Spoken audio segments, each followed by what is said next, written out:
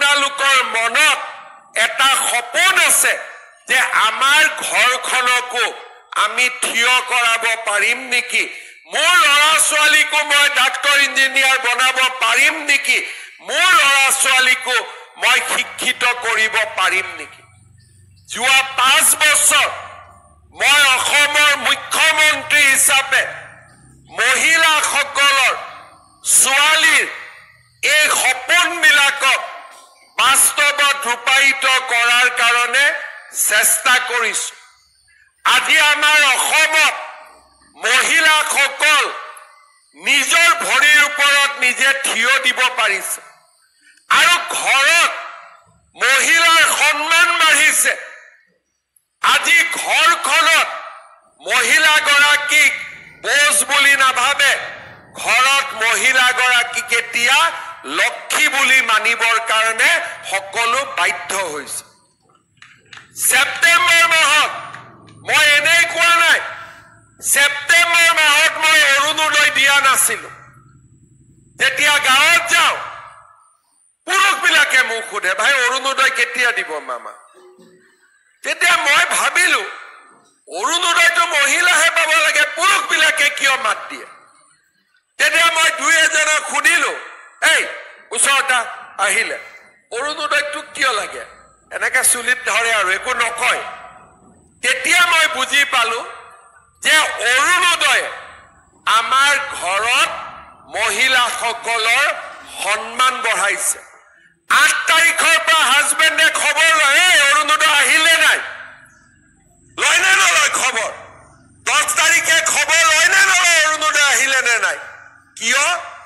আমাৰ মহিলাসকলো এতিয়া ঘৰৰ উপাৰ্জনৰ এগৰাকী চালিকা শক্তিলৈ ৰূপান্তৰ হৈছে। কোনে কোনে অৰুণোদয় পাইছে হাত ডাঙক? বাপৰে, এফালে পোৱা নাই নেকি অৰুণোদয়? পাইছে। কোনে কোনে অৰুণোদয় পোৱা নাই হাত ডাঙক?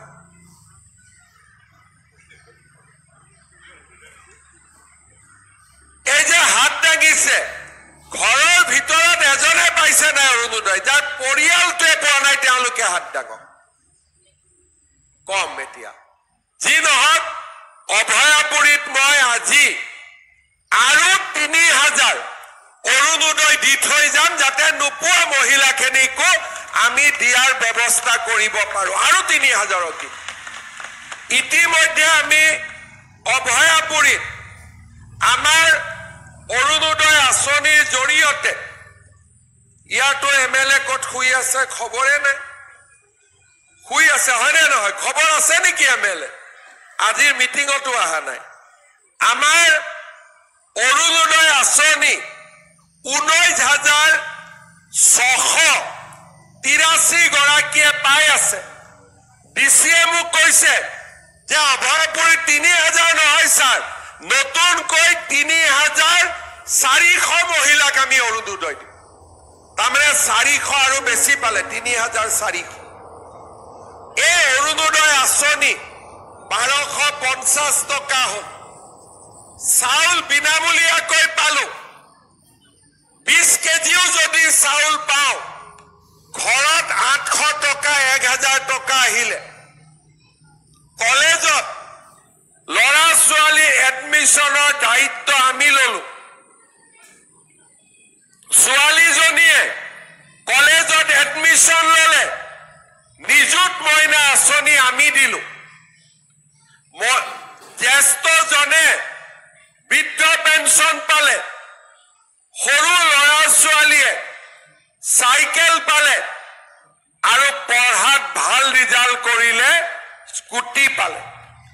যোৱা মাহৰ পৰা 117 টকাত আমি আপোনালোকক 1 কেজি দালি দিছো, 1 কেজি নিমখ দিছো, 1 কেজি চেনি দিছো। আৰু 1 জানুৱাৰীৰ পৰা 117 টকা নহয়, 100 টকাতে আমি আপোনালোকক 1 কেজি দালি, 1 কেজি চেনি, 1 কেজি নিমখ দিম। কোনে কোনে এবাৰ দালি আৰু নিমখ কিনি লৈ গ'ল হাত ডাঙকচোন। বা সবে কিনিলে কোনে কোনে কিনা নাই হাত ডাঙক 5-6 গৰাকী আপোনালোকে কিয় নিকিনিলে ৰেশন কাৰ্ড আছে নে নাই ঘৰত ৰেশন কাৰ্ড নাই কাৰ কাৰ ৰেশন কাৰ্ড নাই হাত ডাঙকচোন এতিয়া ঠিক আছে লাগিব না নাই ৰেশন কাৰ্ড তে লাগিব যদি জোৰ কৰি কোৱা নাই কিয় লাগিব না নালাগে এই তোক কিয় ৰেশন কাৰ্ড লাগে তই স্কুলত যা পঢ় ক্লাছত গৈছ নে নাই আজি মা হল ক্লাছ হৈ গল হা আজি পৰীক্ষা আছে হৈ গল পৰীক্ষা ভাল হল নে বেয়া হল ঠিক আছে বঢ়িয়া পৰীক্ষা সদায় ভাল কৰিবি হা মা I love you এতিয়া কংগ্ৰেছৰ দিনত আমি কি পাইছিলো লুঙি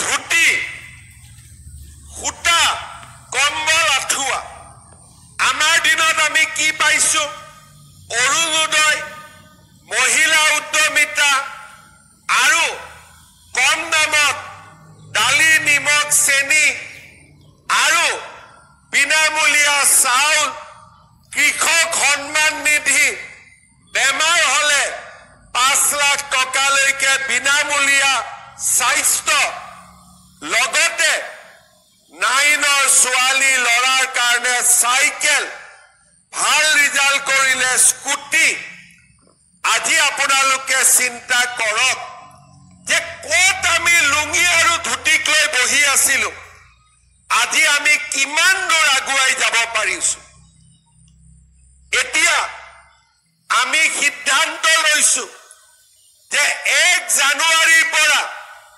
আপোনালোকে যেতিয়া গেছৰ সিলিন্ডাৰ কিনিব তেতিয়া তাৰ কাৰণেও আমি আপোনালোকক সিলিন্ডাৰ কিনাৰ লগে লগে 250-300 টকা আমি আপোনালোকৰ বেংকত আৰু জমা কৰি দিম যাতে গেছৰ সিলিন্ডাৰো আপোনালোকে কম দামত কিনিব পাৰে ফৰ্ম কোনে কোনে ফিল আপ কৰিছে হাত ডাঙক গেছৰ ফৰ্ম কোনে কোনে ফিল আপ কৰিছে অলপ কমকৈ কৰিছে আৰু ফিল আপ কৰক যোনে অৰুণোদয় পাইছে গেছতো তেওঁ আৰু 250-300 টকা পাব তাৰ মানে 1250ৰ লগত আৰু 250 টকা যোগ হৈ যাব ঘৰত মাহত 1500 টকা আহিব সেইকাৰণে আজি আমাৰ অসমত প্ৰত্যেকটো পৰিয়ালে চৰকাৰৰ পৰা প্ৰত্যেক মাহত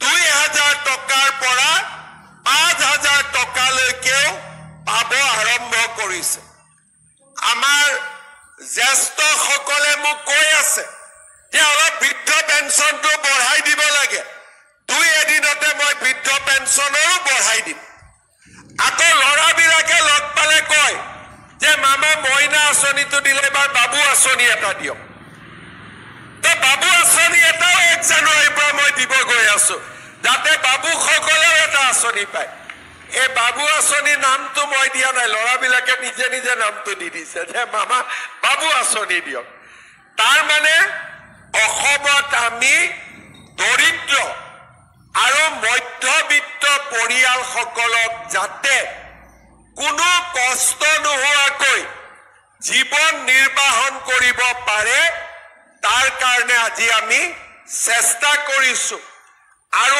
আমি আজি সফল হৈছো কাৰণ আমাৰ মহিলাসকলে আত্মবিশ্বাস উভতাই পাইছে যুৱক যুৱতীসকলে আত্মবিশ্বাস উভতাই পাইছে আজি আপোনালোকে দেখিছে অসমত মই 1.5 লাখ লৰা ছোৱালীক চাকৰি দিছো কোনো বাপৰ বেটাই 1 টকা ঘোষ খাব পৰা নাই আজি বিনামূলীয়া খালি পঢ়িব লাগে চৰকাৰী চাকৰিত কোনেও 1 টকাও ঘোষ খাব নোৱাৰে আগতে আমাৰ অসমত চাকৰিৰ নামত 10 লাখ 15 লাখ 20 লাখ টকালৈকে ঘোষ দিয়াৰ পৰিৱেশ আছিল আজি আমি আমাৰ অসমখনত এটা সুন্দৰ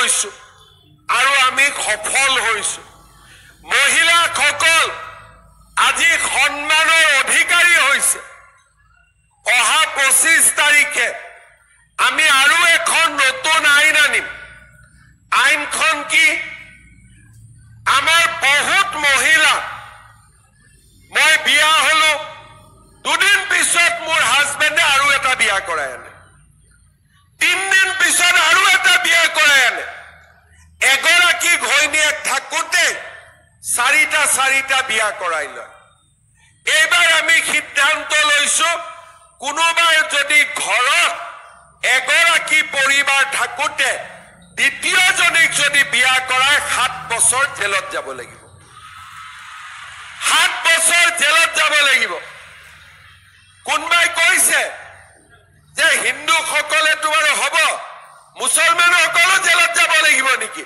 মই ক'লো সব জেলত যাব লাগিব হিন্দু মুছলমান কথা নাই এটাতকৈ বেছি বিয়া কৰালে 7 বছৰ জেলত যাব লাগিব ভাল হ'ব নে বেয়া হ'ব বাইদেউ ভাল হ'ব নে বেয়া হ'ব এতিয়া কবি ঘৰত গৈ হাজবেণ্ডক যে ধৰিব এবাৰ CM হয় না এইবিলাক কাম আগত কোনেও কৰা নাছিল বাল্য বিবাহ বন্ধ হ'ল বহু বিবাহ বন্ধ হ'ব ছোৱালী পঢ়িব যাব লাগিব লৰাই পঢ়িব বাইদেউ লাখপতি হ'ব টকা নিদিয়াকৈ চাকৰি পাব আৰু আমাৰ সমাজখনৰো উন্নতি হ'ব আজি আপোনালোকে দেখিছে যে আমি অকল লাখপতি বাইদেউ অৰুণোদয় তাতে আমি ব্যস্ত থকা নাই তাৰ লগতে আজি আমি বঙাইগাঁও ধুবুৰী সকলো অঞ্চলত